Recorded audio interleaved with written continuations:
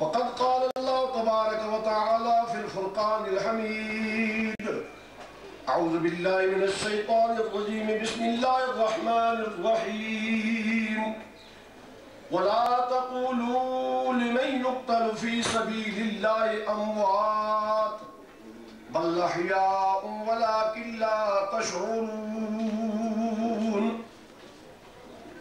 اور کہہ رہا ہے صاف لفظ رحمت للعالمین، کہہ رہا ہے صاف لفظ رحمت للعالمین، چھائی ہے ہر چیز پر رحمت رسول اللہ کی، چھائی ہے ہر چیز پر رحمت رسول اللہ کی.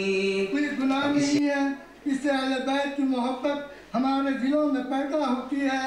ہر قوم اپنے ہیرو کا دن مناتی ہے، پھر کیوں نہ ہم اپنے اس عظیم ہستی کا دن نہ منائے.